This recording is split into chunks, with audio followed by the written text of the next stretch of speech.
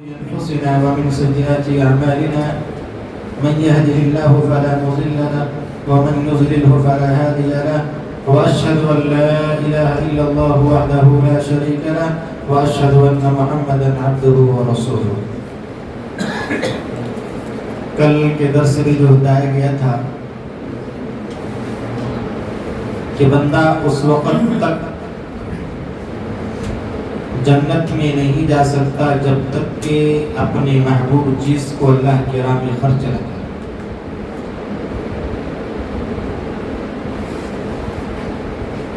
انسان کی حقیقت کا پتہ تب چلتا ہے جب اس کو اپنی محبوب چیز کو اللہ کی راہ میں پیش کرنے کی ضرورت پڑتی ہے. اس کے بعد اللہ رب العالمین نے سورہ نساء کے اندر 7 رشتے ایسے ہیں جس سے شادی کرنا حرام ہے. ہمیں معلوم ہے یا ایھا الذین آمنوا لا یحل لکم ان ترثوا النساء کرہا. اور 7 رشتے رضاعت والے. رضاعت والے کا کیا مطلب؟ ایسا ہوتا ہے کہ بھائی بچپن میں سگی ماں کو دودھ نہ ہو تو کوئی عورت دودھ پلا دے تو جس سے ہم دودھ پیے ہیں اس کے جتنے بھی اولاد ہیں حرام ہو جائیں گے، رضاعت ثابت ہو جائیں گے. جس طرح نسب کے رشتے حرام اسی طرح رضاعت کے بھی رشتے حرام ہو جائیں گے. اس کے بعد سسرالی رشتے 4 ہیں، وہ چیز حرام ہے. اس کے بعد اللہ رب العالمین اس بارے کے شروع میں بیان کرتا ہے والمحصنات من النساء کہ اس عورت سے شادی نہیں کر سکتے جو پہلے سے شادی شدہ ہو. اب ایک بندی شادی شدہ ہے، آج کل کا ماحول جانتے ہی ہیں کتنا خطرناک ماحول چل رہا ہے. جنونیت پر جنون جب چڑھ جاتا ہے، شیطانی صفت جب انسان کے اندر آ جاتا ہے تو حلال و حرام کی تمیز نہیں کرتا. عشق معشوقہ چلتا ہے. بہت ساری عورتیں ایسی ہیں جو شادی شدہ ہونے کے بعد بھی کسی غیر مرد سے تعلقات ہوتے ہیں. اب اگر خدا نخواستہ اس عورت کو جس کا عاشق کے وہ لے کر بھاگ جائے تو جب تک وہ رہے گا وہ زنا کرے گا. اس لیے کہ بھائی وہ ٹریکٹ ہے، یہ پہلے سے شادی شدہ ہے. والمحصنات من النساء. اب اگر کورٹ میرج کر رہا ہے تو بھائی اسلام کے جو شرائط ہیں کہ 4 اصول ہونی چاہیے. بغیر ولی کے نکاح نہیں، مہر ہونا چاہیے، گواہ ہونے چاہیے، ایجاب و قبول ہونی چاہیے، اس کے بعد دائمی قبضہ ہونی چاہیے. یہ 5 چیزیں ہیں شادی کے لیے. اب ایک بندہ گیا کورٹ میرج کر لیا، پتہ نہیں کہاں نکاح کروایا. تو میرے بھائی دوستو یہ چیز دیکھنے کی ضرورت ہے. اس کے بعد اللہ رب العالمین آگے فرماتا ہے خلق الانسان ضعیفا. انسان کو کمزور پیدا کیا. کیا مطلب؟ یہاں شادی بیاہ کی باتیں ہو رہی ہے اور اللہ رب العالمین آگے اس لفظ کو شامل کر دیا کہ خلق الانسان ضعیفا. مطلب یہ ہے اللہ اشارہ اس بات پر کر رہا ہے کہ یہاں جو چل رہا ہے نا عورت کے متعلق چل رہا ہے تو انسان مرد کتنا ہی طاقتور ہو لیکن عورت کے سامنے بے بس ہو جاتا ہے. اس لیے اللہ رب العالمین نے مرد کو کہا ہے کہ بھائی تھوڑا سا سنبھل کے. خلق الانسان ضعیفا. بنی اسرائیل کا سب سے بڑا فتنہ جو تھا وہ عورت کا فتنہ تھا. اسی وجہ سے میرے بھائی دوستو ہم اپنے سماج کے اندر ایک ماحول پیدا کریں کہ ہماری ماں اور بہنیں دین سے جڑے رہیں.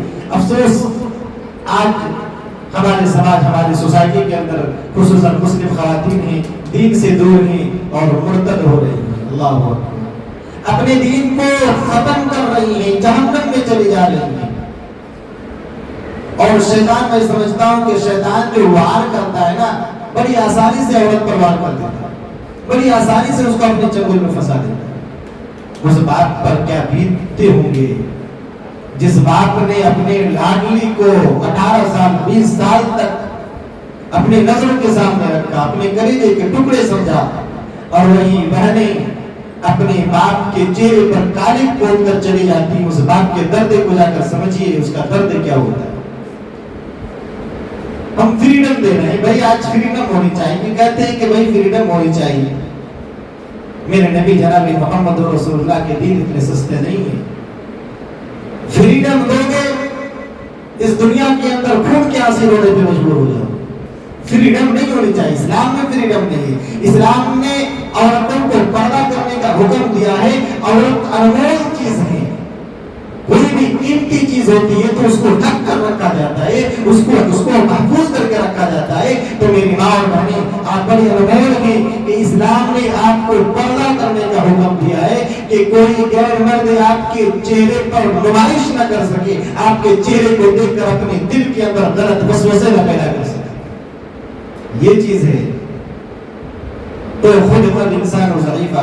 اس کے بعد اللہ رب العالمین آگے بیان کرتا ہے وَلَا تَقْتُلُوا أَنفُسَكُمْ۔ اب یہ شادی بیاہ کا ماحول چل رہا ہے اس سورہ نساء کے اندر۔ اس کے بعد اللہ رب العالمین کہہ رہا ہے کہ وَلَا تَقْتُلُوا أَنفُسَكُمْ، اپنے نفس پر ظلم نہ کرنا، خودکشی نہ کرنا، کسی کو مارنا نہیں ہے۔ کیا مطلب؟ مطلب یہ ہے کہ جب تم شادی کر لیے تو اس انداز میں شادی کرو کہ پوری زندگی اس شادی کو نبھاؤ۔ اب بہت سارے جگہوں میں ایسا ہوتا ہے، بیوی شوہر کی وجہ سے خودکشی کر رہا ہے، شوہر بیوی کی وجہ سے خودکشی کر رہا ہے۔ غلط تصورات، غلط خیالات، غلط ڈیمانڈیں، اتنی ڈیمانڈ مرد پر ہو جاتے ہیں کہ بندہ مجبور ہو جاتا ہے، یا تو خودکشی کر لیتا ہے، کہیں چلا جاتا ہے۔ اور کبھی کبھی ایسا بھی ہوتا ہے کہ مرد اتنے دباؤ ڈالتے ہیں عورت پر کہ بیچاری مجبور ہو جاتی ہے، وہ بھی خودکشی کر لیتی ہے۔ تو اللہ فرماتا ہے کہ لوگوں وَلَا تَقْتُلُوا أَنفُسَكُمْ، مرد کو بھی لمٹ میں رہنا چاہیے، عورت کو بھی لمٹ میں رہنا چاہیے۔ لمٹ ہونی چاہیے، اخوت ہونی چاہیے، محبت ہونی چاہیے، اس انداز میں ہونی چاہیے کہ بھائی میں نے جو تجھے شادی کر کے بیاہ کر کے اپنے گھر لائے نا، چل پلاننگ کرتے ہیں، جس طرح اس دنیا کے اندر ہم ساتھ میں ہیں، قیامت کے دن بھی، کل قیامت کے دن جنت میں بھی ہم دونوں ساتھ میں رہیں گے۔ یہ کانٹریکٹ ہونی چاہیے، ایگریمنٹ ہونی چاہیے۔ یہ کب ہوگا؟ اب جب آپ خود اپنے آپ کو دینی ماحول کے اندر بیدار کریں گے، دینی ماحول اپنے اندر پیدا کریں گے۔ آپ کے اندر دینی ماحول نہیں، ہمارے اندر دینی ماحول نہیں ہے، ہماری عورتیں نہیں سدھر سکتی۔ آپ کے اخلاق کو دیکھ کر متاثر ہو جائیں گے۔ آپ خود بے نمازی ہیں تو آپ کے عورتیں نماز کیسے پڑھیں گی؟ آپ بے نمازی ہیں تو بھائی آپ کے اولادیں نمازی کہاں سے ہو جائیں گے؟ تو پہلے اپنے آپ کو، اللہ رب العالمین نے کیا کہا قرآن مقدس کے اندر؟ یا ایھا الذین آمنوا قوا انفسکم واہلیکم نارا۔ اے لوگوں، اپنے آپ کو، پہلے اپنے آپ کی اصلاح ہونی چاہیے، اس کے بعد اپنے گھر والوں کی اصلاح ہونی چاہیے۔ اس کے بعد اللہ رب العالمین آگے فرماتا ہے ان تجتنبوا کبائر ما تنہون عنہ نکفر عنکم سیئاتکم۔ اللہ رب العالمین فرماتا ہے کہ لوگوں، جب تم بڑے بڑے گناہ سے بچ جاؤ گے تو آٹومیٹک کیا ہوگا؟ چھوٹے گناہ سے بچ جاؤ گے۔ بڑے بڑے گناہ کیا ہیں؟ مثلا حد ہے، چوری کرو گے معاف کر دیے جائیں گے، کسی کو مار ڈالو گے قصاص کے بدلے تمہیں بھی مار دیا جائے گا۔ شرک کرو گے، شرک کبھی معافی نہیں ہو سکتی ہے۔ غیبت کرو گے، یہ بڑے بڑے گناہ ہیں۔ جب ہم بڑے بڑے گناہ کو اپنی نظروں کے سامنے رکھیں گے، اس سے بچنے کی کوشش کریں گے تو چھوٹے چھوٹے گناہ ایسے نہیں ختم ہو جائیں گے۔ ایک بندہ نماز پڑھتا ہے، نماز پڑھنے کے بعد نکلتا ہے، نماز کتنا بڑا کام ہے، بہت بڑا کام ہے۔ نماز چھوڑنا کبیرہ گناہ ہے۔ بین العبد و بین الکفر ترک الصلاۃ۔ اگر کوئی بندہ نماز کو چھوڑ دے تو کفر کے دائرے میں چلا جاتا ہے۔ اتنا بڑا گناہ ہے نماز چھوڑنا۔ اگر کوئی نیک بندہ ہوتا ہے، نماز پڑھنے کے بعد جب نماز پڑھ کے نکلتا ہے تو اس کا دل گوارا نہیں کرتا کہ کسی عورت کی طرف اس کی نظر پڑ جائے۔ عیاشی کرتے ہوئے نہیں آ سکتا، بندوں کے نظروں کے سامنے ہوں گے کہ بھائی ہمارے اپنے رب سے ملاقات کر کے آئے ہیں اور میرے رب نے مجھے اجازت نہیں دی ہے کہ میں کسی غیر عورت کو اپنی نظروں کی نمائش بنا سکوں، اجازت نہیں ہے۔ تو میرے بھائی اور دوستو، اس سورہ کے اندر، سورہ نساء کے اندر جو اللہ رب العالمین نے کہا کہ ان تجتنبوا کبائر، بڑے بڑے گناہوں سے بچ جاؤ، انشاءاللہ چھوٹے چھوٹے گناہوں سے بچ جاؤ گے۔ اس کے بعد اللہ رب العالمین نے نیک صفت عورت کے بارے میں بیان کر دیا کہ نیک صفت عورتیں کون کون ہیں۔ فالصالحات قانتات حافظات للغیب بما حفظ اللہ۔ میری ماں اور بہنیں ذرا توجہ دیں، اللہ رب العالمین نے خوشخبری سنائی ہے عورتوں پر، یہ عورتیں بڑی نیک ہیں۔ کون سی عورتیں نیک ہیں؟ فالصالحات، نماز کا پابند ہیں، نیک عمل کرتی ہیں، کسی کی برائی نہیں کرتی، غیبت نہیں کرتی، چغل خوری نہیں کرتی، قانتات پاک دامن ہیں۔ پاک دامن میں کیا مطلب؟ اپنے آپ کو بچا کر رکھی ہیں، شیطان کو اپنے اندر آنے نہیں دے رہی ہیں۔ اور میں گارنٹی دیتا ہوں، میری ماں اور میں گارنٹی دیتا ہوں اس بات کو، اگر آپ نمازی بنیں گی تو کبھی غلط کام کر نہیں سکتے، کیونکہ نمازی جو ہوتے ہیں اسے شیطان، ظاہر سی بات ہے بھائی ہمارا تعلقات جب رب سے مضبوط ہو جائے تو شیطان کی بات ہے کہ ہم سے مقابلہ کر سکے، جب رب ہمارے ساتھ ہو جائے تو شیطان مقابلہ نہیں کر سکتا۔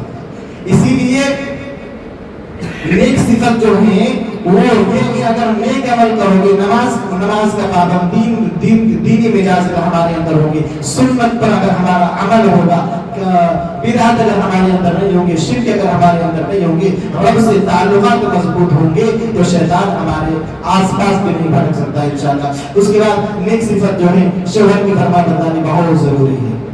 آپ بڑے لاکھوں کروڑوں سجدے دیتے، اگر آپ اپنے شوہر کی نافرمانی کرتے ہیں، آپ کے عمل قابل قبول نہیں ہے، عبادت قبول نہیں ہو سکتی۔ میرے نبی جناب محمد رسول اللہ نے فرمایا کہ لوگوں، اگر مجھے یہ اجازت مل جائے کسی اور کے سامنے سجدہ کرنے کی تو میں ہر عورت کو یہ حکم دیتا کہ شوہر کے سامنے سجدہ کرے، لیکن اجازت نہیں ہے۔ اس سے معلوم ہوتا ہے کہ شوہر کی کتنی اہمیت و فضیلت ہے۔ تو نیک صفت بنے، اپنے شوہر کی فرمانبردار بنے، اور شوہر کو بھی یہ چاہیے کہ بھئی کس طرح وہ اپنے اخلاق پیش کر رہی ہے، آپ بھی ہنسی ہنسی اس کو قبول کر لیں۔ ایک طرف سے گاڑی نہیں چلتی، ایک پہیے سے گاڑی نہیں چلتی، جب تک دو پہیے برابر نہ ہو تب تک گاڑی صحیح سے چلے گی نہیں۔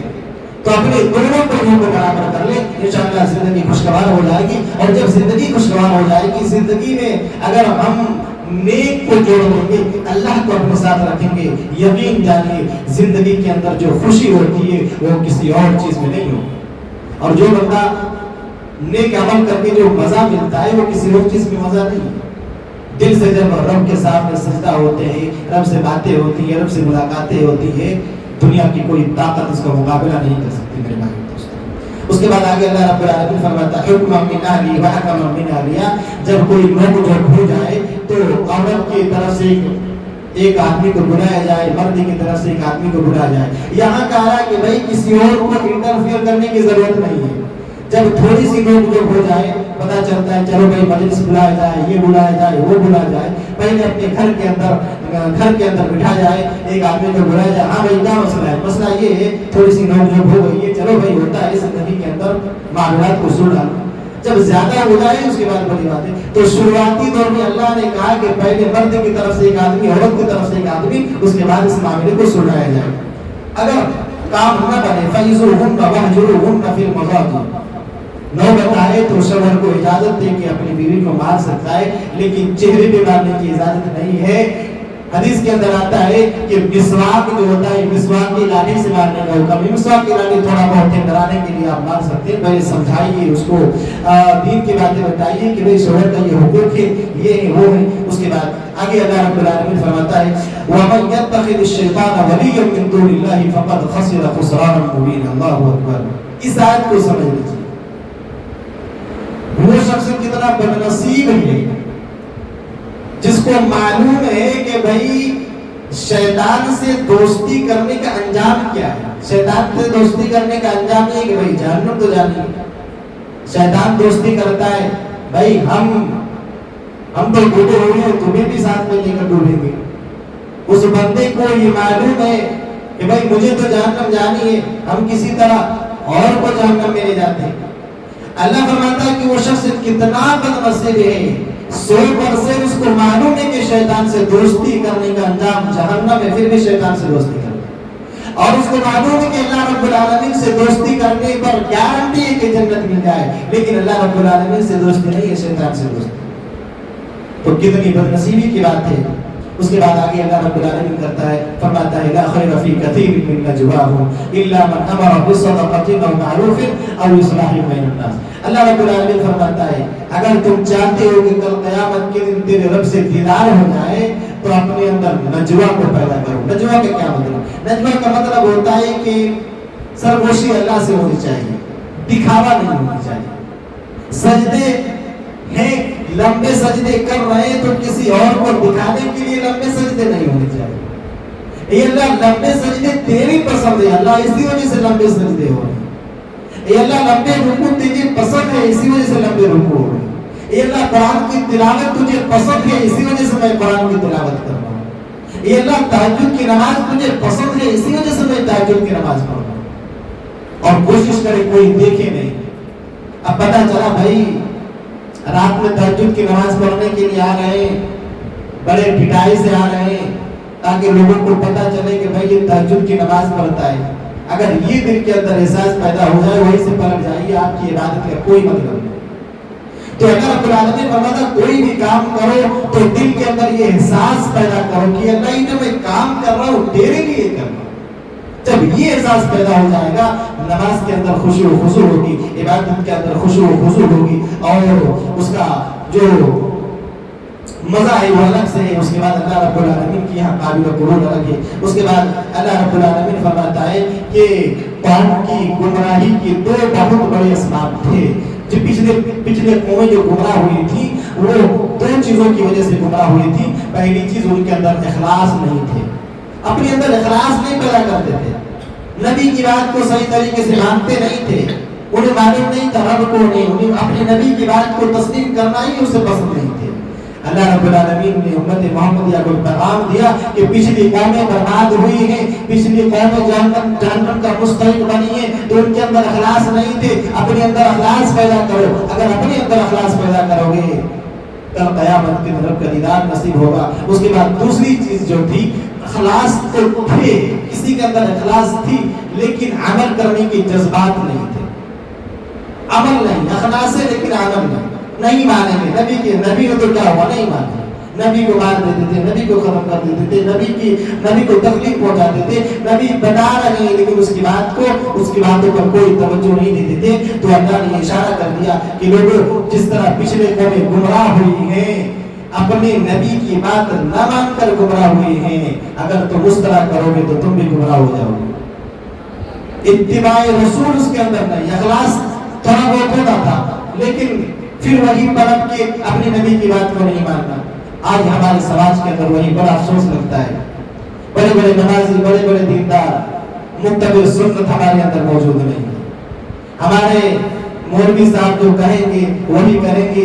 ہمارے مولوی صاحب نے کہا بھائی نبی کی بات کہا گئی، رسول کی بات کہا گئی، کوئی فائدہ نہیں۔ ذرا تصور کریں شرک کے بعد سب سے بڑا جو ظلم ہے وہ بدعت ہے۔ بدعت کے بارے میں کچھ باتیں، بدعت کا جو سب سے بڑا نقصان ہے وہ یہ ہے کہ آپ نیکی سمجھ کر رہے ہیں لیکن وہ نیکی نہیں ہے بلکہ وہ گناہ کا کام۔ مثلا آپ کو توبہ کی توفیق چھین لی جاتی ہے، ایک بندہ بدعت کر رہا ہے۔ بدعت کا مطلب کیا ہوتا ہے؟ آج ہمارے سماج کے اندر یہ بہت بڑا کانسیپٹ بٹھا ہوا ہے کہ بھائی میرے پاس پیسے ہیں، روپے ہیں، مر جائیں گے، قرآن خوانی کر لیں گے، سارے ثواب کر لیں گے، جنت میں چلے جائیں گے۔ جنت اتنا سستا ہے، اتنی آسانی سے جنت مل جائے گی۔ یہ جو ہم نیکی سمجھ کر کروا رہے ہیں اللہ کے نبی جناب محمد رسول اللہ سے کہیں ثابت نہیں ہے کہ بھائی اب تم گناہ کا کام کرو، مر جاؤ، اس کے بعد یہ کرو، کچھ آدمیوں کو بلاؤ، کھلاؤ، پتا نہیں وہ قرآن پڑھنے والا صحیح ہے کہ نہیں ہے، عقیدہ صحیح ہے کہ نہیں ہے، نیک ہے کہ نہیں ہے، اور ہم ڈھائی سے بیٹھے ہوئے ہیں کہ بھائی 40 کر لیں گے اس کے بعد جنت میں چلے جائیں گے۔ اگر اس طرح ہوتا تو جتنے بھی امیر انسان ہوتے سب کے سب جنت میں چلے جاتے اور بیچارے غریب پڑے رہتے۔ اسلام رواداری کا درس دیتا ہے، اسلام کو یہ پسند نہیں ہے کہ بھائی پیسے کے بلبوتے پر تم جنت میں چلے جاؤ۔ تو اس چیز کو سمجھیں، قُلْ هَاتُوا بُرْهَانَكُمْ إِن كُنتُمْ صَادِقِينَ۔ کوئی بھی آدمی اگر آپ کو الٹا سیدھا بتا رہا ہے، آپ کو سمجھ میں نہیں آ رہا تو اسے دلیل مانگے کہ بھائی دلیل دیا کرو۔ یہودی کہتے تھے کہ بھائی ہم جنت میں جائیں گے، عیسائی کہتے تھے ہم جنت میں جائیں گے، اللہ نے کہا وقالوا لن يدخل الجنة الا من كان هودا او نصارى قل هاتوا برهانكم ان كنتم صادقين. اے صحابہ وہ جو کہتے ہیں کہ ہم جنت میں جائیں گے دلیل لے کر آؤ. تو اسی طریقے سے مذہب اسلام کو سمجھنے کے لیے متبع سنت کو سمجھنے کے لیے اگر آپ کو سمجھ میں نہ آ رہا ہو تو کوئی اگر آپ کو الٹا سیدھا پٹی پڑھا رہا ہے تو اسے ڈیمانڈ کریں. اور افسوس کتنا افسوس ہے, افسوس کی بات ہے کہ نہیں ہے. اللہ نے حجۃ الوداع کے موقع پر یہ آیت نازل کر دیا الیوم اکملت لکم دینکم, دین مکمل ہو گیا. اب نئی نئی چیزیں ہم اپنے اندر ایڈ کر رہے ہیں. اس کا مطلب یہ ہے کہ اگر ہم منمانی دین کے اندر کوئی بھی بدعت چیز شامل کر رہے ہیں, اس کا مطلب یہ ہے کہ اللہ کے نبی نعوذ باللہ اللہ کے نبی نے ہمارے اوپر خیانت کی ہے کہ ہمیں وہ نیکی کا کام نہیں بتایا, قرآن خانی حساب ثواب نہیں بتایا نعوذ باللہ. مطلب یہی ہے نا, کفار و مشرکین آپ کو امین مانتے تھے, امانت دار ہے محمد رسول اللہ, بھلے محمد رسول اللہ نہ مانے لیکن آپ کو امین مانتے تھے کہ امانت دار ہے, اس سے بڑا سچا کوئی نہیں ہے. اور آج مسلمان اپنے دین کے اندر بدعت کو ملا کر جناب محمد رسول اللہ کو توہین اور خیانت کا سرٹیفکیٹ دے رہے ہیں. تو میرے بھائی اور دوستو, بدعت بہت بڑی چیز ہے. ہم نیکی کا کام سمجھتے ہیں اور سمجھتے ہیں کہ ہم نیکی کا کام کر رہے ہیں, اور اس سے ایک جو شیطان کو جو فائدہ ہوا ہے بدعت میں, بندے کو بہکاتا ہے, ارے بھائی یہ نیکی کا کام ہی کرو, نیکی کا کام ہی کرو, یہی کرتے رہو, جنت میں چلے جاؤ گے. پتہ چلا وہ کام الٹا پلٹا ہو گیا, شیطان کی باتوں میں آگے اپنے نبی جناب محمد رسول اللہ کی فرامین کو ختم کر دے رہے ہیں. تو میری ماں اور بہنیں, میرے بھائی اور دوستو, اپنے اندر دینی مزاج پیدا کریں, اپنے اندر دین کو سمجھنے کی فہم پیدا کریں, صحیح اور غلط کو سمجھنے کی تصور اپنے اندر پیدا کریں, اپنے اندر پیدا کریں. اس کے بعد آگے اللہ رب العالمین فرماتا ہے ان اللہ لا یغفر ان یشرک به ویغفر ما دون ذلک لمن یشاء ومن یشرک باللہ فقد ضل ضلالا بعیدا. اللہ رب العالمین فرماتا ہے کہ لوگوں ہر گناہ میں معاف کر دوں گا, شرک معاف نہیں کروں. شرک سب سے بڑا گناہ ہے, اس کے بعد بدعت سب سے بڑا گناہ ہے. بدعت جو اپنے دین کے اندر کوئی بھی نئی چیز کو شامل کر لینا نیکی سمجھ کر, بندہ سمجھتا ہے کہ نیکی ہو رہا ہے, نیکی نہیں. کل بدعت ضلالہ وکل ضلالۃ فی النار. اس کے بعد تو اللہ رب العالمین کہتا ہے کہ ہر گناہ میں معاف کر دوں گا, شرک معاف نہیں کروں گا. ایک بندہ من علق تمیما فقد اشرک, ایک انسان تعویذ لٹکایا ہوا ہے. اللہ کے نبی نے کہا کہ جو بندہ تعویذ لٹکائے گا شرک کر رہا ہے. اب ہم مزاج بنا دیے کہ بھائی اگر یہ رہے گا تو ہم ہر چیز سے محفوظ رہیں گے. اللہ کے نبی نے کہا کہ لوگوں قرآن شفا ہے, اللہ نے کہا کہ قرآن شفا ہے, اور ہم کیا کر رہے ہیں, شیطان دیکھیں کس طرح بات کر رہا ہے. شیطان کہہ رہا ہے کہ چلو کچھ الٹا پلٹا لکھوا لو, اس کے بعد اپنے گلے کے اندر پہن لو, تمہارے لیے قرآن پڑھنے کے لیے کافی ہو جائے گی. اس سے شیطان جو ہے وہ دو کام کر رہے ہیں, یا تو ایک تو وہ شرک کروا رہے ہیں, ایک کاغذ پر آپ کو اعتماد کروا رہے ہیں, اور دوسری چیز یہ ہے کہ آپ کو قرآن سے دور کروا رہے ہیں. آپ اس پر اعتماد کیے ہوئے ہیں کہ بھائی یہ چیز ہم کو شفا دیں گے, معلوم نہیں اس کے اندر کیا ہے. اور دوسری چیز اگر کوئی یہ کر رہا ہو نا کہ اس کے اندر قرآن آیت ہے تو یہ تو اور بڑا جرم ہے. جرم ہے کیسے بھائی, ہم اپنے گلے کے اندر پہنے ہوئے ہیں, وہی باتھ روم جا رہے ہیں, لیٹرین روم جا رہے ہیں, گندگی چیز میں جا رہے ہیں. اب یہ بھی تو ایک بڑا مسئلہ ہو گیا کہ اب اس کو لے کر کہاں کہاں جا رہے ہیں. تو اسلام کے اندر ایسے کوئی تصور نہیں ہے. اگر آپ لٹکا رہے ہیں شرک ہے, اور اللہ نے کہا کہ شرک ہم معاف نہیں کریں. کیا چیز شرک کی تین کوالٹی ہے, تین قسمیں ہیں, توحید الوہیت, توحید ربوبیت, توحید اسماء و صفات. انشاءاللہ تفصیل سے بات ہوگی, مختصر بات کرتے ہیں. توحید الوہیت کا مطلب یہ ہوتا ہے کہ اللہ ہی اکیلے عبادت کے لائق ہے. توحید ربوبیت کا مطلب ہوتا ہے کہ بھائی ہم جو کچھ بھی کر رہے ہیں, جو بھی ہمیں مل رہا ہے اللہ کی طرف سے مل رہا ہے. اولاد دینے والا اللہ ہے, صحت دینے والا اللہ ہے, بیماری دینے والا اللہ ہے. دیکھیے شرک ہے, اللہ کے نبی فرماتے ہیں کہ لوگوں شرک کی مثال ایسی ہے کہ جب کوئی چیٹی چلتا ہے تو اس کی آواز سنائی نہیں دیتی ہے. اسی طرح بندے کے اندر جو شرک داخل ہوتا ہے تو پتہ ہی نہیں چلتا اور شرک میں مبتلا ہو جاتا ہے. کبھی کبھار ملاقات کرتے ہیں کیا حال چال ہے؟ ہاں بھائی ٹھیک ہے، اتفاقاً آپ سے ملاقات ہوئی. اتفاقاً آپ سے ملاقات نہیں ہوئی، یہ کہنا چھوڑ دیں، یہ شرک ہے. دیکھیے ہم کو پتہ ہی نہیں تھا کہ یہ شرک ہے. بھائی اللہ نے جو نظام بنایا ہے نا، آپ کہاں جائیں گے، آپ کیا کریں گے، زندگی کے اندر کس سے ملیں گے، یہ تمام کی تمام چیزیں پہلے سے سیٹ ہے. اللہ نے سیٹ کر دیا، اللہ نے نظام بنا دیا. اب آپ ملاقات کر رہے ہیں اور کہہ رہے ہیں کہ بھائی اتفاقاً آپ سے ملاقات ہو گئی. یہ جو اتفاقاً، اس کا مطلب یہ کہ اللہ کے نظام کو آپ بدلنے کی کوشش کر رہے ہیں، اللہ کے نظام پر آپ کا عمل نہیں ہے. تو یہ کہنا چھوڑ دیں. کہہ سکتے ہیں کہ الحمدللہ بڑے دنوں بعد ملاقات ہوئی ہے، بڑی خوشی ہوئی، لیکن یہ کہنا چھوڑ دے. یہی بات سمجھانے کے لیے کہ شرک جو ہے، اللہ کے نبی فرماتے ہیں کہ چیٹی جو چلتی ہے رات کی تاریکی میں، چیٹی چلتی ہے، آواز سنائی نہیں دیتی ہے، اسی طرح بندے کے اندر کب شرک چلا جائے کسی کو کوئی پتہ نہیں.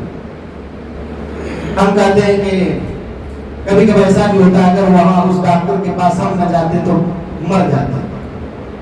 دیکھیے شفا دینے والا کون؟ وَإِذَا مَرِضْتُ فَهُوَ يَشْفِينِ. شرک ہے کہ نہیں؟ اللہ پر توکل نہیں تھا. بھائی اگر آپ کی موت لکھی ہوئی رہے گی تو آپ امریکہ بھی چلے جائیں، لندن بھی چلے جائیں، کوئی بچانے والا نہیں. اور اگر آپ کو موت لکھی ہوئی نہیں ہے تو آپ جوڑا چاہ ڈاکٹر کے پاس بھی جائیں گے تو آپ بچ جائیں گے. تو یہ چیزیں اپنے اندر سمجھنے کی کوشش کریں. اللہ بیمار وہی کرتا ہے، شفا وہی دیتا ہے. وہی مریض فہو یشفین. کوئی بھی چیز ہو اللہ رب العالمین دیتا ہے. توحید ربوبیت، اللہ کھلا رہا ہے، اللہ پلا رہا ہے، اللہ نے زندگی دی ہے. اس کے بعد توحید اسماء و صفات، یہ چیز سمجھنے کی ضرورت ہے. اللہ کے 99 نام ہی تمام کے تمام نام کا وسیلہ لے کر آپ اللہ سے دعا کر سکتے ہیں. یہ اللہ تو سمیع ہے، یہ اللہ تو دیکھنے والا ہے، یہ اللہ تو بصیر ہے، اللہ تو سننے والا ہے. ہم کیا کرتے ہیں؟ ہم کہتے ہیں کہ چلو بھائی فلاں بابا کے پاس چلے جاتے ہیں، دعا کرتے ہیں، وہ دعا قبول کروا لیں گے. اس کا مطلب یہ ہے کہ اللہ رب العالمین کو آپ نے چھوٹا بنا دیا، نعوذ باللہ، اور اس کو بڑا بنا دیا. اللہ تو کہتا ہے وَإِذَا سَأَلَكَ عِبَادِي عَنِّي فَإِنِّي قَرِيبٌ. تمہاری شر سے تمہارے رگوں سے بھی زیادہ قریب میں ہوں. جب اللہ رب العالمین اتنے قریب ہے تو کسی اور کو